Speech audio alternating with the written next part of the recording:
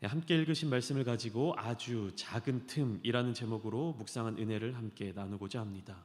요즘 우리 교회는 매주 화요일, 수요일, 목요일 오전 10시에 화수목 기도회를 진행하고 있습니다. 작년 12월부터 시작하여 주일을 제외한 100일 동안 계속되었던 에스라 기도회를 마치고 이렇게 붙은 기도의 불을 꺼트리지 말고 계속해서 이어가야겠다라는 마음으로 하나님의 말씀을 사모하며 또한 기도의 자리를 사모하며 함께 모이고 있습니다. 많은 분들께서 이 기도의 자리에 통하여서 응답받고 계시고 또 하나님께서 부어주시는 놀라운 은혜들을 누리고 계십니다. 저는 우리 서울제일교회가 더욱 기도가 뜨겁게 이어지는 교회, 또 기도의 불길이 번져나가는 교회가 되기를 소망합니다. 우리가 기도하는 이유는 여러 가지가 있겠지만요, 가장 먼저 우리의 이야기를 하나님께 아뢰고 또한 하나님의 음성, 하나님의 이야기를 우리가 듣기 위함일 것입니다. 즉 하나님과 함께 대화하면서 하나님과 관계를 맺어가기 위함이 가장 중요한 목적이 아닐까 싶습니다. 그렇다면 가장 중요한 이 목적을 이루기 위해서 우리에게 필요한 것은 무엇일까요? 그것은 바로 하나님께서 우리에게 들려주시는 그 음성에 귀를 기울이고 또 그 음성에 담겨진 하나님의 마음과 하나님의 뜻을 바르게 분별할 수 있는 능력일 것입니다. 단순히 음성을 듣기 위해서 노력할 뿐만 아니라 주님께서 우리 마음 가운데 주시는 그 말씀, 또 주님의 음성을 바르게 듣고 그 속에 담겨진 의미까지 곱씹어서 있는 그대로 내 것으로 받아들일 수 있어야 한다는 의미입니다. 여러분들 혹시 인싸 혹은 아싸라는 말을 들어보신 적이 있으십니까? 영어로 인사이더 혹은 아웃사이더라는 단어의 줄임말인데, 인싸는요 여러 사람들과 두루두루 잘 지내고 관계를 잘 어울리고 대인 관계를 원활하게 잘하는 사람을 의미하는 말로 쓰이고 있고, 또 반면에 아싸는요 그 반대의 의미로 다른 사람들과 관계를 잘 맺지 못하고 또 대화를 잘 하지 못하고 어떤 관계적인 흐름, 대화적인 흐름을 끊어버리는 그런 사람을 지칭하는 말로 쓰이고 있습니다. 그런데 인싸와 아싸의 차이를 구분하는 대화의 특징이 몇 가지 있다고 합니다. 제가 한번 소개해 드릴 텐데요, 여러분들도 마음속으로 한번 대답해 보시고 마음속으로 잘 한번 생각해 보시기 바랍니다. 제가 누군가와 대화 중에 상대방이 이런 말을 합니다. 요즘 날씨가 부쩍 더워진 것 같아. 요즘 날씨가 너무 덥지 않아? 이렇게 말을 했다라고 생각을 해보겠습니다. 그러면 여러분들은 과연 이 말에 대해서 어떻게 반응하시겠습니까? 어떻게 대답하시겠습니까? 먼저 인싸들은요 이렇게 대답한다고 합니다. 그러게 슬슬 여름 옷들을 좀 준비해야 되겠어. 가벼운 원피스가 좋을까? 편안한 반바지가 좋을까?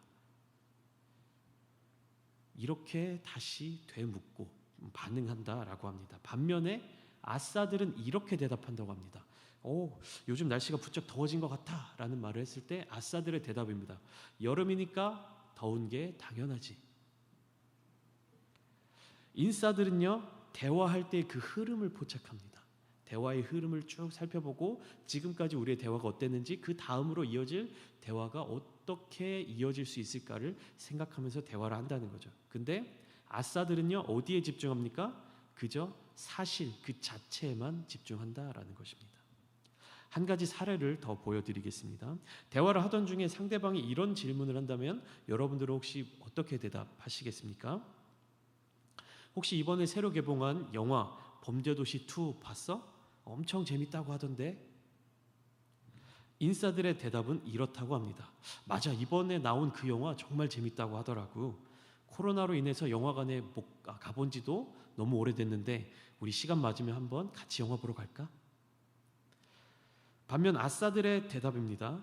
범죄도시 1편은 2017년도에 나왔는데 5년 만에 나온 후속작 치고는 전작이랑 크게 다를 것이 없는 것 같아. 등장하는 배우들도 전편과 거의 동일한 상태고 뭐 이런 식으로 대화를 쭉 이어간다라고 합니다. 여기에 나타난 특징이 뭡니까? 인싸들은 상대방과의 관계에 집중하면서 대화를 해 나간다라고 하는 것입니다. 상대방이 이런 말을 했을 때 내가 어떤 대답을 하면 상대방과 관계를 더 이어갈 수 있을지, 혹은 우리 두 사람과의 관계, 혹은 우리 공동체 안에서의 관계에 있어서 공통적인 부분을 찾아서 대화를 한다라고 합니다. 그런데 아웃사이더들, 사람들과 대화에 어떤 잘 참여하지 못하는 사람들의 대답을 살펴보면 어디에 집중하고 있냐면 우리의 관계에 집중하는 것이 아니라 내가 얼마나 많은 것을 알고 있는지를 알려주기 위한 대화를 한다는 것입니다. 나 이렇게 많이 알고 있어. 나 이렇게 정보들을 많이 가지고 있어. 너 이거 알고 있었니? 이거에 집중한다라고 합니다. 제가 두 가지 사례를 말씀드렸는데 아싸들의 대답을 들어보면 어떻습니까? 대화가 계속 이어지겠습니까? 혹은 이런 대답을 들었을 때 우리는 이 사람과 계속 대화를 해 나가고 싶을까요? 우리가 하나님과의 관계를 세워나가고 이어가는 과정 속에서도 이와 같은 인싸의 특징과 아싸의 특징이 나타날 수 있습니다.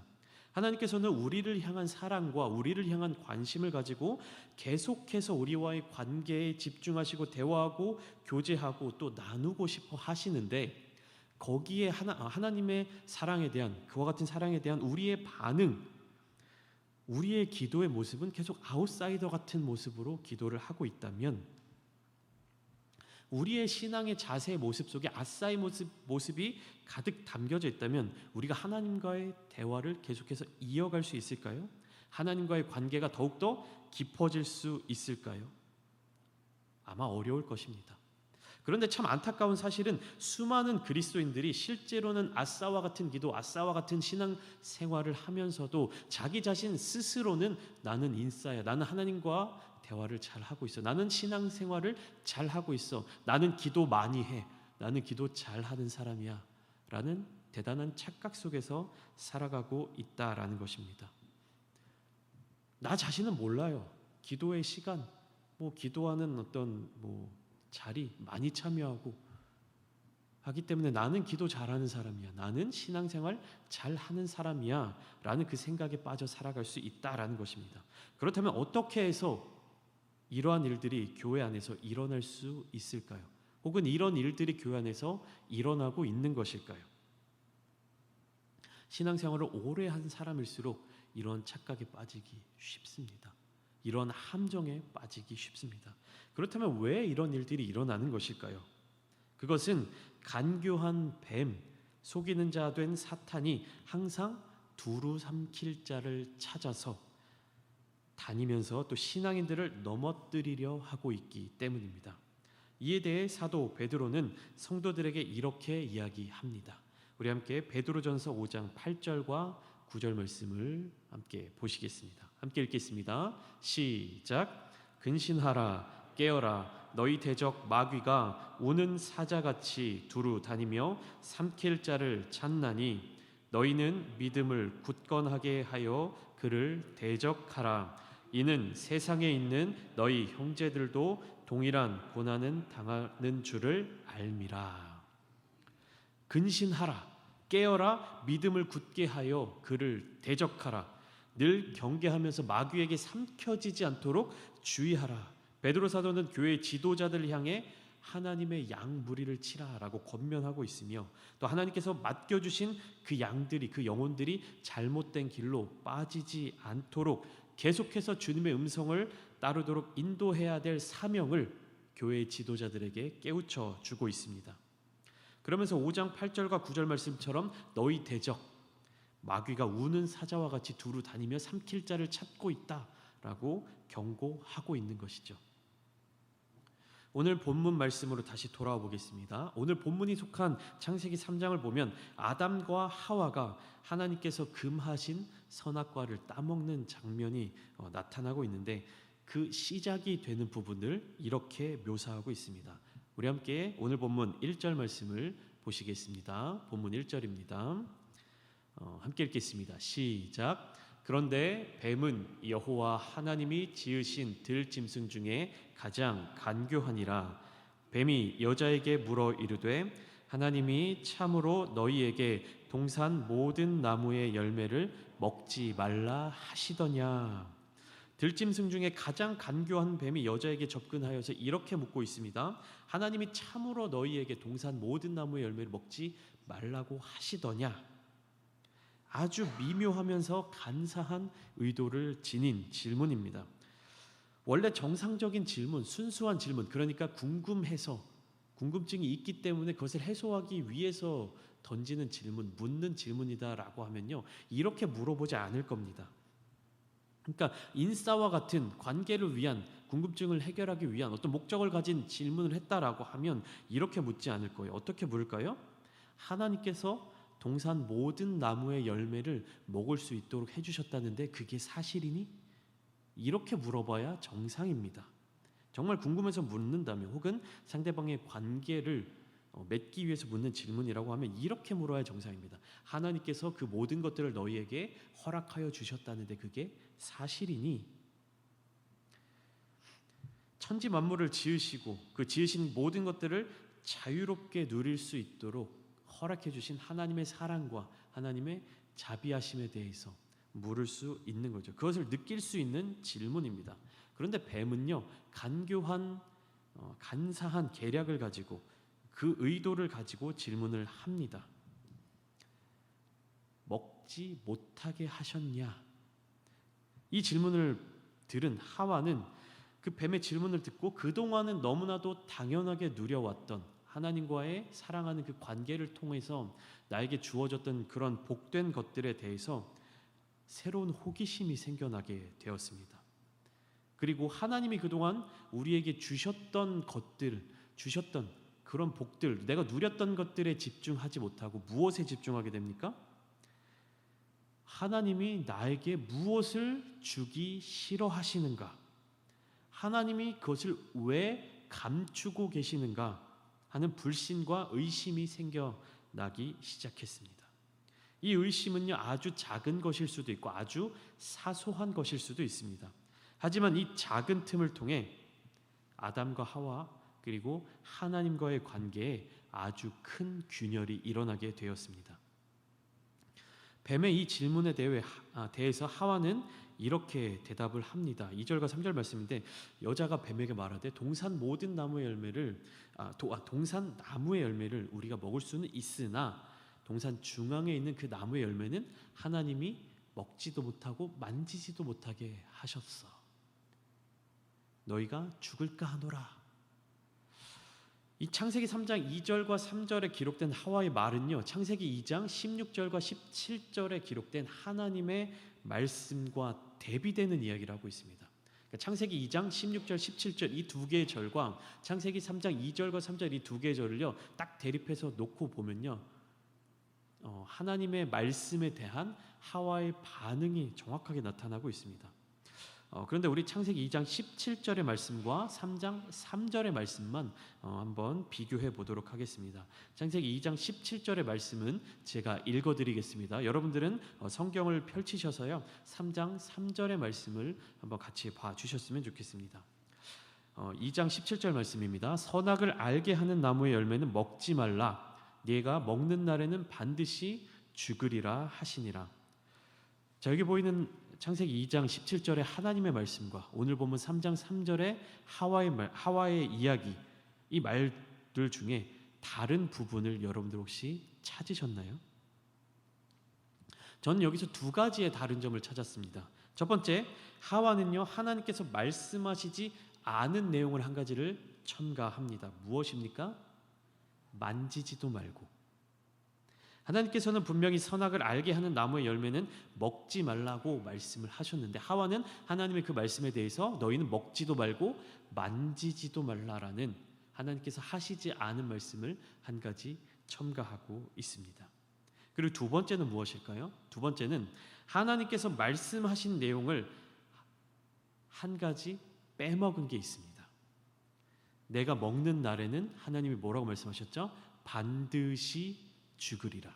하나님께서는 반드시 죽으리라라고 말씀을 하셨습니다. 그런데 이제 하와의 대답은 어떻게 이야기하고 있죠? 이 반드시라는 말을 빼고 너희가 죽을까 하노라. 작은 차이처럼 보이죠. 작은 틈처럼 보이죠. 근데 이게 결국에는 그들의 삶의 자리 가운데 너무나도 큰 영향을 미치게 되었습니다. 하와의 이 대답에 대해서 뱀은 다시 4절과 같이 말합니다. 우리 4절 말씀을 한 목소리로 함께 보시겠습니다. 좀 함께 읽겠습니다. 시작. 뱀이 여자에게 이르되 너희가 결코 죽지 아니하리라.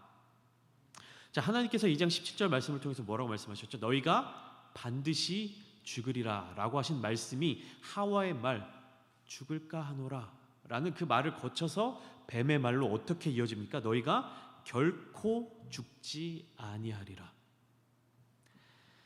3장 4절에 나오는 결코라는 이 단어는요, 2장 17절에 나오는 하나님께서 말씀하신 반드시라는 단어와 똑같은 단어입니다. 동일한 단어입니다. 다만 2장 17절에서는 이게 긍정의 강조로 사용이 되었다면 3장 4절에서는 부정의 강조로 사용이 되었죠. 너희가 반드시 죽으리라 하신 하나님의 말씀에 대해서 작은 변화를 통해 결국에 뱀은 뭐라고 얘기합니까? 너희가 결코 죽지 아니하리라. 이러한 결론으로까지 이어지게 되었습니다. 사랑하는 서울제일교회 새벽 성도 여러분, 반드시 죽으리라라고 하는 하나님의 이 말씀에 대해서 뱀이 나타나서 처음부터 아니야 너희가 결코 죽지 아니할 거야 라고 이야기를 했다면 하와는 그 말에 귀를 기울이지도 않고 마음을 빼앗기지도 않았을 것입니다. 그런데 뱀은 어떻게 접근합니까? 아주 작은 틈을 만드는 질문을 던졌습니다. 그리고 그 작은 틈을 통해 하나님과의 관계를 멀어지게 하고 단절시키게끔 만들었습니다. 뱀의 질문은 아주 작은 질문이었습니다. 단순한 질문이었죠. 하지만 그 단순함 속에, 단순함으로 포장된 그 속에는 아주 간교한 계략이 담겨져 있었던 것입니다. 아담과 하와는 이 뱀의 질문에 대해서 너무 가볍게 여겼습니다. 그 틈을 경계하지 못했습니다. 우리가 성경을 계속해서 읽다 보면 하나님의 말씀을 가장 많이 오해하고 가장 많이 하나님의 말씀에 불순종하고 가장 교만했던 민족들의 모습이 나옵니다. 그게 어떤 민족입니까? 바로 이스라엘 민족들입니다. 하나님께 택함 받은 민족, 하나님의 말씀을 가장 많이, 가장 가까이서 들어왔던 민족이었습니다. 그런데 그러한 이스라엘 민족들이 얼마나 많이 실수하고 실패했는지 사도 바울은 고린도전서를 통해서 이스라엘 민족들에 대해서 이렇게 경고하고 있습니다. 선줄로 생각하는 자여 넘어질까 조심하라. 바울은 이스라엘 백성들의 광야에서의 삶의 잘못들, 광야에서의 삶의 실수들, 그들의 넘어짐의 모습들을 통해서 고린도 교회 성도들에게 경고하고 있는 겁니다.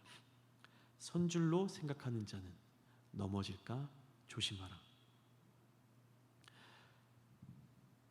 우리가 기도의 자리에 모이기에 힘쓸 때, 또 기도의 시간을 늘려나갈 때, 기도의 자리 가운데 임하는 시간이 더욱더 많아질 때 저는 한 번 더 여러분들이 이렇게 생각해 보시기를 원합니다. 내가 그렇게 살아가는 만큼, 내가 그렇게 기도하는 만큼 하나님과의 관계가 더욱 친밀해져 있는가? 하나님의 음성을 내가 온전히 받아들이고 있는가? 하나님의 뜻에 순종해 나가고 있는가?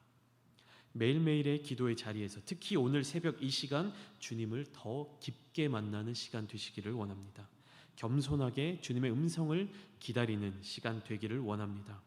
우리를 넘어뜨리려 하고 하나님과의 관계를 끊어내고자 하는 그 마귀 사탄이 작은 틈조차 내지 못하도록 그렇게 오늘 하루도 주님과 동행하시며 날마다 승리하는 복된 성도님들이 다 되시기를 주님의 이름으로 축복합니다. 우리 함께 기도하시겠습니다.